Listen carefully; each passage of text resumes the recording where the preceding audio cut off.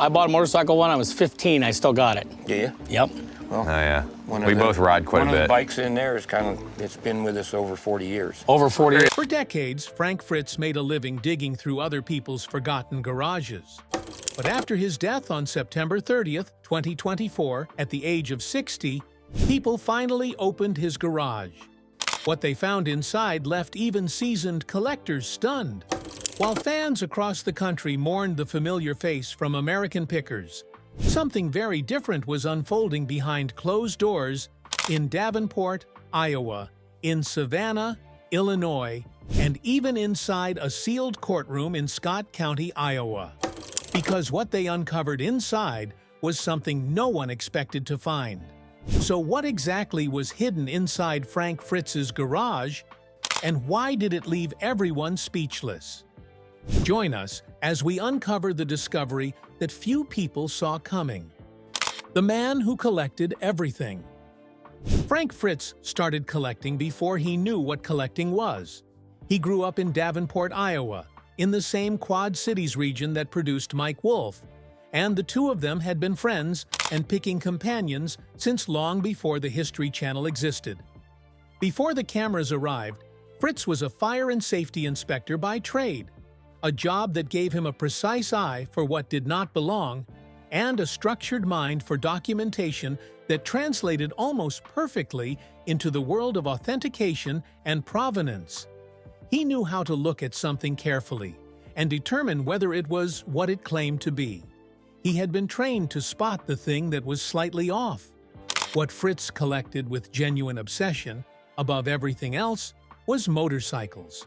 He wrote a book about it, How to Pick Vintage Motorcycles, a guide aimed at people who wanted to do what he did on American pickers, but with engines as the primary target rather than general Americana. The book was both a practical manual and a statement of identity. This is who I am. This is what I know. This is the thing I could talk about longer than anything else and still have more to say. His personal collection at the peak of his picking career is estimated to have included approximately 40 bikes, of which the oldest and most personally significant was a 1964 Harley-Davidson that he identified as his first.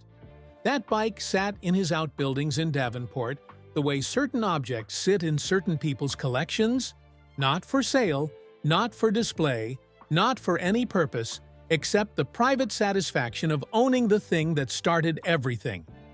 Beyond the motorcycles, Fritz collected vintage signs, antique toys, oil cans, advertising memorabilia, taxidermy, Americana from the Civil War era through the mid-century, and the specific category of industrial and mechanical objects that the show's audience knew best, as evidenced by his on-screen purchases. The Iowa farmhouse he bought for $155,000 was a 1,660-square-foot structure with 2 bedrooms and 1 bathroom on a street in Davenport that looked like 100 other streets in the Quad Cities and gave no outward indication of what was stored behind it. He subsequently purchased an additional 0.34 acres of adjoining land for $25,000, giving himself room for the outbuildings that would eventually hold what the legal filings called numerous valuable collections that the conservator had not yet inventoried. The man who spent his career opening other people's overstuffed barns had quietly built his own, and he had done it with the same deliberate patience that he brought to every barn he had ever walked into on the road. So what happens when the man who spent 30 years finding everything suddenly can't protect any of it? The stroke nobody saw coming. On a July morning in 2022, Frank Fritz was found on the floor of his Iowa farmhouse. The stroke had hit him there, alone, and by the time help arrived, the damage was already done. He was 60 years old. The right side of his body was paralyzed. He could not communicate as he had before. He was transferred to a rehabilitation facility, and the road that stretched ahead of him bore no resemblance to the one he had been traveling for the previous 3 decades. The barn visits were over. The negotiations were over. The van was parked. His close friend Chris Davis moved quickly. In August 2022, Davis filed an emergency petition for guardianship and conservatorship in Scott County, Iowa, and the language he used in the filing left nothing to interpretation. Because of his stroke, Mr. Fritz's decision-making capacity is so impaired that he is unable to care for his own safety or to provide for necessities such as food, shelter, clothing, or medical care. A doctor had already reached the same conclusion. The judge agreed. Midwest One Bank was appointed as conservator over Fritz's financial assets. Davis was named his personal guardian. Frank Fritz, a man who had spent 11 years on national television making confident decisions in real time about what things were worth, was now legally barred from making those decisions himself. The stroke also pulled the curtain back on something Fritz had been managing privately for his entire run on American Pickers. He had been living with Crohn's disease for more than 30 years, an inflammatory bowel condition that causes chronic pain and fatigue, and a daily unpredictability that he had refused to let define him on camera. He spoke about it occasionally in interviews, describing it the way someone describes a difficult neighbor rather than a defining condition, something that was always there, sometimes louder than other times, never fully gone. The back injury and the surgery that followed the pandemic months had landed on top of an immune system that Crohn's had already been working against for 3 decades. The body that absorbed all of it had been absorbing things quietly for a long time before the morning on the farmhouse floor. Mike Wolfe had already reconciled with Fritz before the stroke arrived. The two men had met in person sometime before July 2022, after 3 years of public distance and a feud narrative that the press had been running without knowing what was actually underneath it. Wolfe described the meeting later as emotional. The two of them sitting together, talking about the road, talking about Letterman, talking about everything the cameras had captured and everything they had lived before and after it. When the stroke came, Wolfe traveled to be with him. When Fritz took his last breath 2 years later in the hospice facility in Iowa, Wolfe was holding his hand. He closed his old friend's eyes himself. He told him to go find his mother. But what did the bank and the court find when they started going through what Frank Fritz had actually accumulated? And why did the paperwork tell a story almost nobody was prepared for? What the conservatorship papers revealed. What Midwest One Bank found when it began the conservatorship process was not a simple financial picture. Fritz owned the Iowa farmhouse, the antique store in Savanna, and the accumulated contents of both. The initial plan filed by the bank stated plainly, Mr. Fritz is a well-known collector and has numerous outbuildings full of valuable collections. The conservator has not yet inventoried those items, but plans to leave them largely as they are now, with the exception of stocking Mr. Fritz's antique store in Savanna as needed. That sentence, buried in a legal document that most of Fritz's fans never saw, is the clearest single picture of what was inside the property. The outbuildings were full. Nobody had counted what was in them. The plan was to leave them as they were. An inventory of the kind that a probate court would eventually need required someone to go through every building on the property, photograph and document every item, assign a value to each one, and submit the whole record to the court. For a man who had spent 30 years accumulating things across multiple outbuildings on an Iowa property, that process was not something that happened on a weekend. The conservator filed an amended plan. A notice of delinquency was filed when the inventory report was not submitted on time. The inventory was eventually sealed from public view by court order, along with the rest of the estate's financial details, because Fritz was a public figure, and the court determined that protecting his assets and whereabouts from open access was in his interest. What stayed visible to the public was the store in Savanna, and what the store showed, the world was a collection that had lost its keeper. At peak operation, Frank Fritz Finds occupied a former opera house, department store, and social club in downtown Savanna, a historic building that covered nearly an entire city block. Fritz had told a reporter in 2013 that he chose Savanna specifically because it was a motorcycle community, with foot traffic from riders heading toward Galena. The store had been an impressive space with real inventory and real history behind every piece on the shelf. What photographers and tourists documented in 2023, after the stroke had removed Fritz from any involvement in its management, was something else entirely. And when they walked through the door of that store and saw what it had become, they were not ready for what they found, what the store became. The photographs that journalists obtained in 2023 showed a store that had, in the years of Fritz's illness, become the kind of place his television show used to visit. A vintage mannequin was covered in cobwebs. A spider was photographed on the windowsill. A display case holding signed drumsticks from the Mickey Utley Band had its glass shattered. The merchandise visible through the break, but inaccessible to anyone reaching in. A near-empty case contained vintage soda cans, and visible among them, a modern Coca-Cola can that a customer had apparently set down and left behind. Most of the merchandise was coated in dust. Random pieces of metal and wood sat without description or price tags. The estimated annual sales of Frank Fritz Finds were $25,000. The business credit score was 27, rated medium risk. The financial stability risk rating was 4 out of 5, indicating the store was at medium-high risk of severe financial distress within 12 months. Visitors who reviewed the store on travel sites described it with the specific deflation of people who had driven distances to see something famous and found something abandoned. One reviewer wrote that it looked like an episode of Hoarders. Another described entering through the biker bar that shared the building, walking past the kitchen, and finding 2 small rooms of random old things, some nice and a lot not. A third wrote that you could not negotiate on the prices, which they found ironic given the entire premise of the man's television career.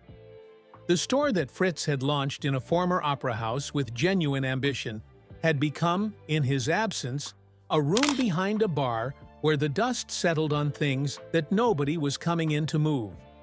Fritz's longtime friend Jerry Jandro, who owned the Hog Dogs bar and the building in Savanna where the store operated, had watched it all from across the room. After Fritz died, Jandro said publicly that an auction was the right answer for the collection. Fritz had a fan base, and they would show up. The items would do better in a room full of people who had watched American Pickers for 11 years than anywhere else on the market.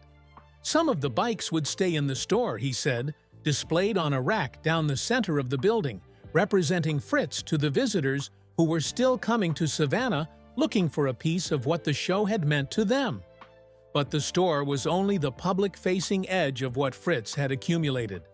The real collection, the one the conservator hadn't finished counting, was still sitting locked up in Iowa, and the numbers attached to it were staggering. 40 motorcycles and $6 million. The collection at Fritz's Iowa farmhouse was anchored by the rows of motorcycles that filled his outbuildings, and it was photographed while he was still alive and still capable of walking journalists through what was there. A 2021 visit by a reporter produced images of a man who was completely in his element, moving between the rows, pointing things out, pausing to describe a specific bike the way other people pause to describe a memory rather than an object. The 1964 Harley-Davidson was there. Approximately 40 bikes were there in total, in various states of restoration and display, filling a space that Fritz had organized around the logic of his own expertise. The collection was not a random accumulation. It was curated by someone who knew exactly what he had and why he had kept it. The total value of Fritz's estate at the time of his death has been estimated at $6 million. That figure encompasses the Iowa farmhouse, the contents of the outbuildings, the Savanna store, and its inventory. and whatever financial assets existed alongside the physical collection. For a man whose farmhouse cost $155,000 and whose antique store was generating $25,000 a year, $6 million is a number that lives almost entirely in the collection itself. The motorcycles, the vintage signs, the toy collection, the oil cans, the Americana. Things that Fritz had pulled out of other people's barns for 30 years and held on to rather than flipping are the bulk of what that number represents. What is in Frank Fritz's garage is, in a very literal financial sense, where most of his net worth lives and where it is still sitting. So who does a $6 million collection belong to when the man who built it is gone? And why did the answer turn into one of the most bitter legal battles his estate would face? The will nobody expected. 8 months after the stroke, while still in rehabilitation and still under a guardianship that a judge had already determined was necessary because he lacked the capacity to make legal decisions independently, Frank Fritz signed a will. His lawyer filed the document with the court in October 2023 for safekeeping. The certificate of approval came through in October 2024, just weeks after Fritz died. And then, on December 30th, 2024, an attorney representing a friend of Fritz's entered the case. On February 3rd, 2025, a separate attorney filed a petition in probate to set aside the will in its entirety and demand a jury trial. The case was sealed. At the center of the challenge is Fritz's father, Bill Fritz, who alleged that the will is fraudulent, that Frank never signed it, and that no legitimate will should be recognized. Bill's position, if successful, would result in the entire $6 million estate passing to him under intestacy law, because Frank was not married and had no children. His mother predeceased him. The guardianship papers noted that Frank had no living relative with whom he maintained contact. Frank's friends, the people who had taken him to doctor's appointments and sat with him in the rehabilitation facility, and made sure his bills were paid when the bank's conservatorship process moved slowly, insist the will is valid and reflects exactly what Frank wanted. The legal question the court has to answer is whether Frank had sufficient mental capacity when he signed the document, given that a judge had already ruled 2 years earlier that he lacked the capacity to make decisions on his own behalf. The collection sits somewhere inside that question. The sealed case has not received a public resolution as of March 2026. The $6 million is waiting. The outbuildings sit on 0.79 acres of Iowa land, and no one has finished counting what is in them. Which means, to understand why any of this played out the way it did, you have to understand the one friendship that held through it all, and the secret Mike Wolfe kept for 3 years to protect his friend. What Wolfe revealed after his friend's death was not the story the public had been running for 3 years. The public story was a feud, 2 men who had built something together and then let it collapse under the weight of ego and professional jealousy. Fritz had given interviews from 2021 onward that described exactly that version of events. He said the show was tilted toward Wolfe 1,000%. He said they had not spoken in 2 years. He suggested Wolfe was replacing him with his younger brother. Fans took sides. Some demanded Fritz be brought back. Others accepted the official health explanation and moved on. What Wolfe told People magazine after Fritz's death was that he had covered up the real reason from the beginning, not because it made him look better, but because he did not want the public to judge a man he knew was fighting something that was not his fault. During the pandemic, Fritz had injured his back and undergone surgery. The combination of physical pain, the opioid prescription that followed the surgery, the isolation of the pandemic months, and a romantic relationship that was simultaneously falling apart had produced the conditions in which addiction takes hold the fastest and the hardest. Wolfe had staged an intervention with the people who loved Fritz. It had not held. When production resumed and the network required negative drug tests, Fritz could not provide them. the network made the decision. Wolf absorbed the feud narrative publicly, rather than expose a man he had known for more than 40 years to a conversation he was not capable of having for himself. What that cost Wolf was 3 years of being the villain in a story he knew was wrong. What it cost Fritz was the show, and then the stroke, and then the hospice room in Iowa where Wolf sat at the end and told him he was not mad at him and that he loved him. It is the kind of friendship that does not require the cameras to mean something. It meant something without them.